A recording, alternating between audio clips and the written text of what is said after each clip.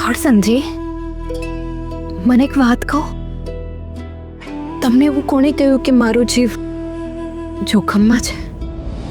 દાસ દાદા,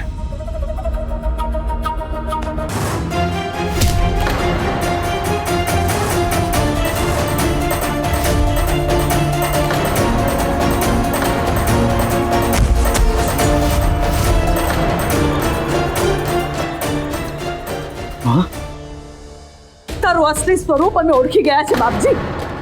હું અને કહળના બાપુ તારી ભગવાનની જેમ પૂજા કરતા હતા અને તું મારા કહળ અને ગંગાને મારવા માંગતો હતો.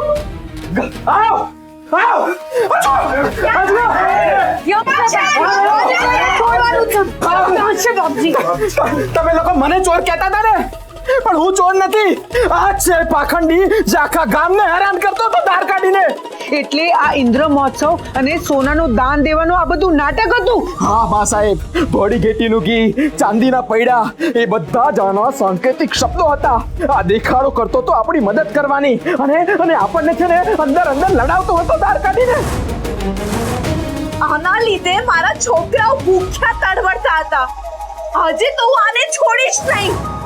મારી દીકરી મરતા મરતા બચી. આ ગંગાબા ના હોત તો શું નું શું થઈ ગયું હોત. આને આજે અહીં જ પૂરો કરી દો. તે મારા કહળ બાબુ પર હાથ ઉપાડ્યો છે. હું આને નહીં છોડું. મારો આને મારો. થોભી જાઓ.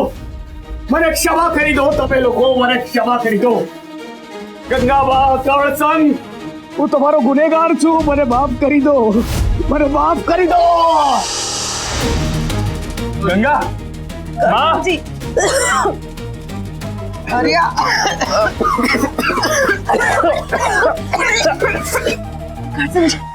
માં, બાપજી, બાપજી, ભાગી ગયા. ના, એ બાપજીને ભાગવા ના દેવાય. એને એટલા પાપ કર્યા છે કે ભાગી શી ન જાય. ને આજે જીવતો રહ્યો તો બીજા ગામમાં પણ આવું જ કરશે. કહળ, જા, જઈને પકડે ને. ઘરસંગજી, એ પોતાનો જીવ બચાવીને ભાગતા હશે. એ હવે હાથમાં નહીં આવે. ભાગી ગયા બાપજી. પાપી કોઈ દિવસ એના પાપથી ભાગીને ક્યાંય નહીં જઈ શકે. અત્યારે ભલે તમારા હાથમાંથી ભાગીને જતો રહ્યો હોય, એનું કર્મ જીવનના છેલ્લા શ્વાસ સુધી એનો પીછો નહીં છોડે. એને ભલે લોકોને કેટલી પણ પીડા આપી હોય, પણ એના કરતા 1000 ગણી વધારે પીડા એને ભોગવવી પડશે. એ સિવાય એનો છૂટકો નથી. આ ભાવમાં, આવતા ભાવમાં, ભવે ભાવમાં એ તડપશે, પણ એ પ્રભુને વિનંતી કરશે કે મને આ પીડામાંથી મુક્ત કરો.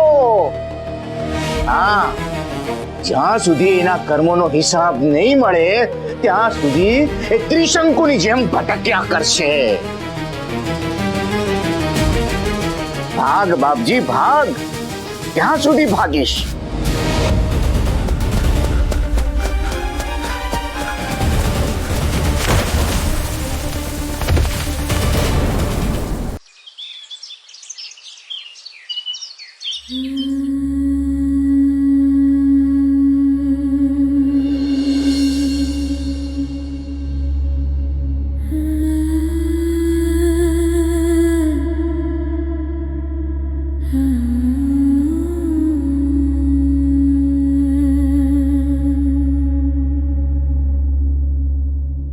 ગંગા, શું થયું? બહુ દુખે છે તો પછી તમારી આંખમાં આંસુ કેમ? વિચારી રહી હતી કે ઈશ્વરે મને કેટલું મોટું વરદાન આપ્યું. કેવું વરદાન? મને એવો જીવન સાથી મળ્યો જે માત્ર મારી બાહ્ય પીડાને જ નહીં પણ મારા અંતર મનમાં કેવા યુદ્ધ ચાલી રહ્યા છે એ પણ સમજી જાય છે. હું ભક્તિ માર્ગ પર કોઈ ભૂલ કરું તો તમે મને સ્થિર કરો છો. જો હું અંદરથી દુખી હોઉં તો તમે કીધા વગર બધું સમજી જાઓ છો અને મને સંભાળી લો છો.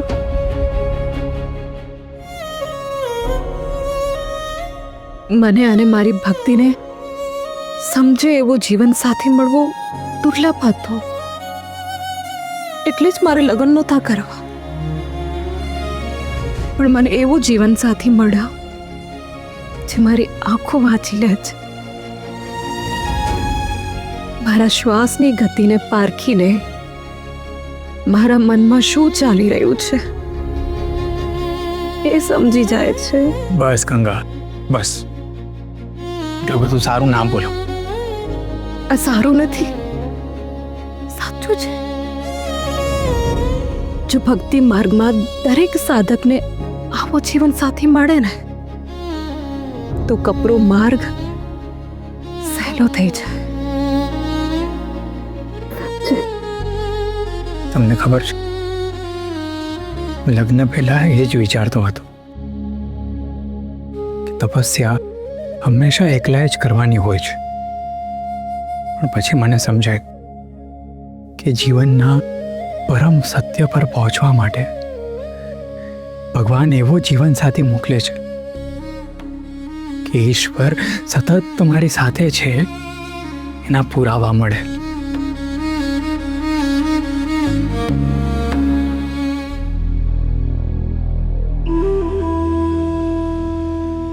ખડસનજી, મને એક વાત કહો, તમને એવું કોણે કહ્યું કે મારો જીવ જોખમમાં છે? દાસ દાદા. મને દાસ દાદાનો ભાસ કેમ થયો?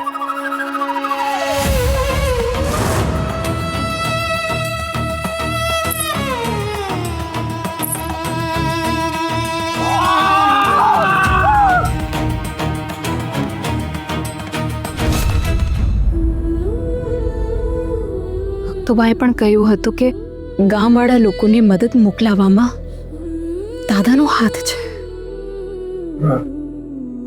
પણ દાસ દાદા એ જ આપણો જીવ બચાવે છે ગંગા.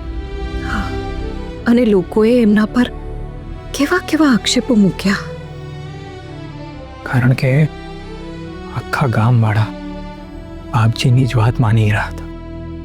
હા, કારણ કે બાપજીને તો છળ કરતા આવડે છે ને, અને દાદા કડવું અને સાચું બોલે છે જે કોઈને ગમતું નહોતું.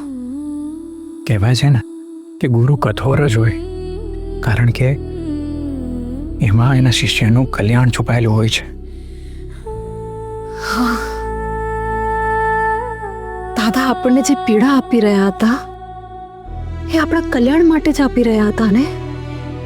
હા, પણ એ આ બધું શું કામ કરે છે? મને સમજાઈ ગયું છે. મને જંગલમાં મોકલીને મારો લખવો દૂર કરે છે. શાલ મલીના લાકડા મંગાવીને અનિષ્ટને બાળે છે. આ બધું આપણને સાચો માર્ગ પ્રાપ્ત થાય એ સમજાવવા માટે કરી રહ્યા હતા. હા,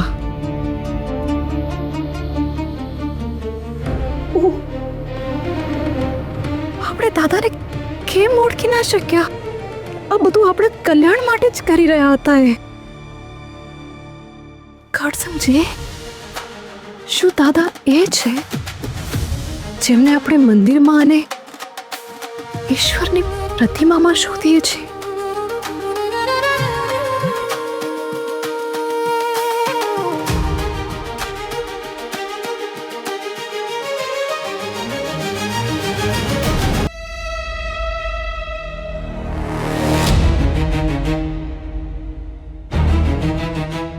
બાપજીનો જય, બાપજીનો જય.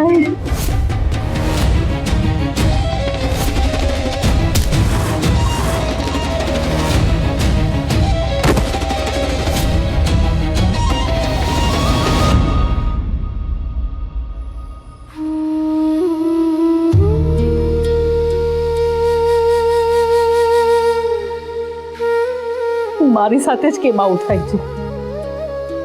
મારા દીકરા વખતસિંહને હું મારા જીવથી પણ વધારે પ્રેમ કરતી હતી અને એ છીનવાઈ ગયો.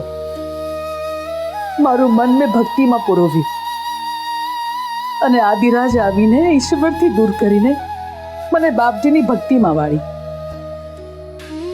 મને થયું કે ચાલો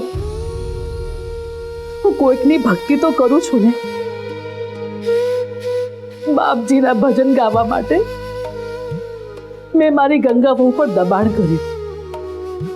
મને ગંગા વહુ પહેલે દિવસથી જ કહેતા હતા કે બાપજી દેખાય છે એવા નથી. આદિરાજને પણ એમણે જ માર્યો, પણ હું ગંગાને કહળ પર ગુસ્સો કરતી રહી. આ વખતે પણ ગંગા વહુ સાચા પડે. જે બાપજીને હું ભગવાન માનતી હતી એ મારા દીકરાને વહુને મારવા માંગતા હતા. આ રામદાસે અમને ભગવાન બનીને સમજાવ્યા અને અમે સમયસર ત્યાં પહોંચી ગયા. નહીતર મારો બીજો દીકરો પણ. હે મહાદેવ, આટલી આંધળી બની ગઈ હતી બાપજીની ભક્તિમાં, અને આજ અંધશ્રદ્ધા એ જ મારા ઘરને ખાઈ રહી હતી.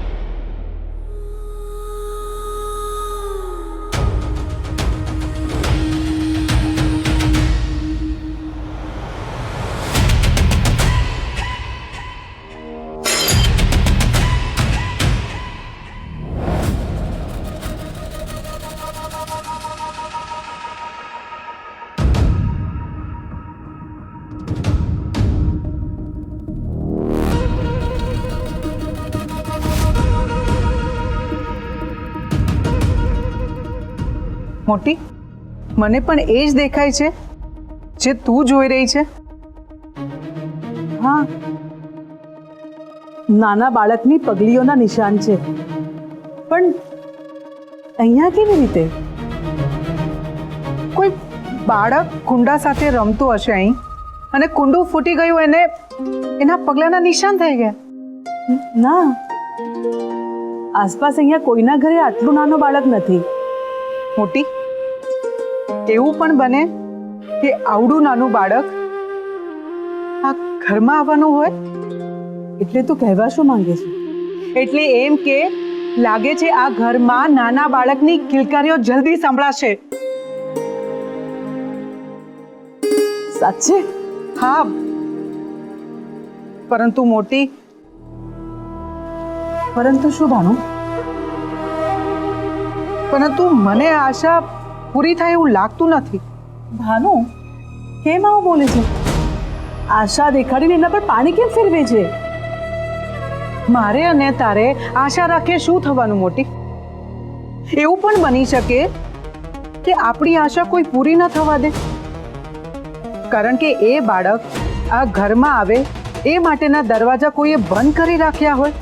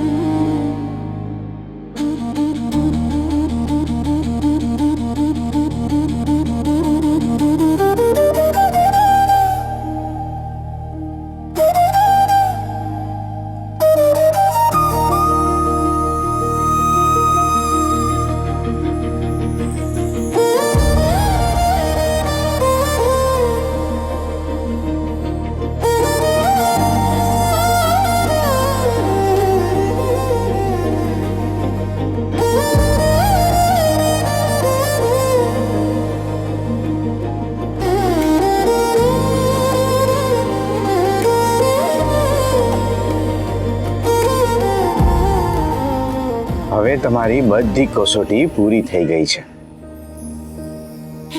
હવે તમને બંનેને આગળનો માર્ગ સમજાઈ ગયો હશે, ખરું ને?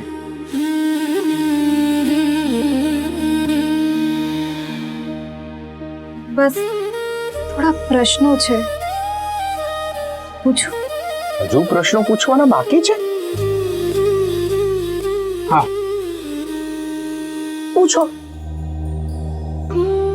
દાદા, તે દિવસે તમે મને પૂછ્યું હતું ને કે ઘરમાં કેટલું અનાજ છે એ ગણી આવો. ત્યારે મને એવું થયું કે આ કેવું કામ છે. પણ જ્યારે હું દાણા ગણવા બેઠી, દાણા પર મારું ધ્યાન ગયું, ત્યારે મને દરેક દાણામાં શ્રમ દેખાયું, દરેક દાણામાં જીવન દેખાયું.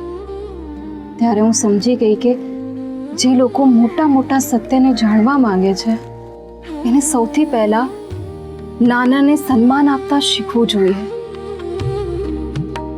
અને દાદા, તમે અમને શીખવ્યું કે ગુરુ આજ્ઞાને પણ આંખ મીચને ના પાડવી, એમાં પણ સમજદારી રાખવી. હા, ને તમે જ મને કહ્યું હતું ને કે તમારે સૂકા શાલમનીના લાકડે રંધાયેલું જ ભોજન કરવું છે. માટે હું જંગલ ગયો અને મેં એ લાકડા શોધ્યા, પણ મને સૂકા શાલમનીના લાકડા ક્યાંય મળતા જ નહોતા. ત્યારે મને એવું લાગ્યું કે દાદા હું શું કામ કરે છે. પછી મને સમજાયું કે તમે મને શીખવા માંગતા હતા કે આ વાત તો લાકડાની છે જ નહીં, વાત તો મારે સમજવાની છે. કઠોર પરિસ્થિતિમાં ધીરજ રાખીએ ને તો એનું ફળ સારું મળે. જ્યારે બાપજી મને વિષ પીવડાવવાની હઠ પકડી હતી, ત્યારે સૌથી પહેલા તમે જ મને રોકી હતી અને કહ્યું હતું કે કોઈને પણ સત્ય સાબિત કરવાની જરૂર નથી. પણ જ્યારે કોઈ સત્ય માનવા માટે તૈયાર ન હતું, ત્યારે તમે મને વિષ પીવા દીધું.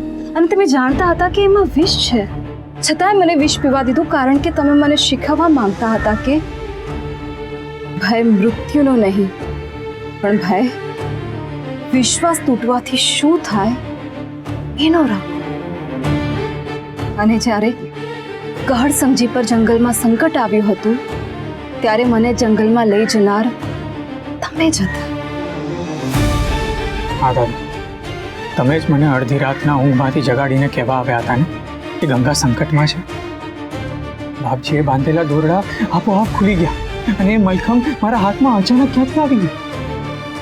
દાદા, બધું કોણે કર્યું?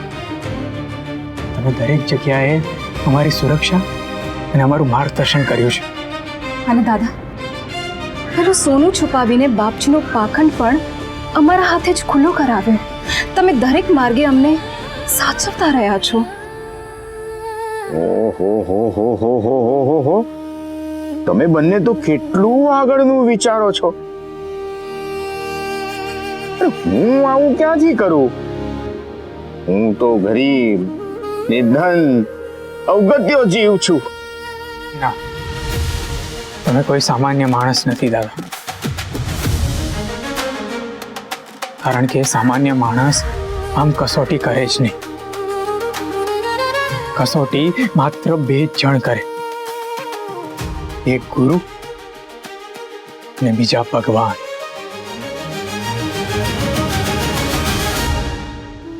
આ લેપ લગાવવા આવ્યા છો કે પ્રશ્નો પૂછવા? જમવાનું તો કાંઈ આપતા નથી. દાદા, બસ આજે નહીં, આજે વાત ના ફેરવશો.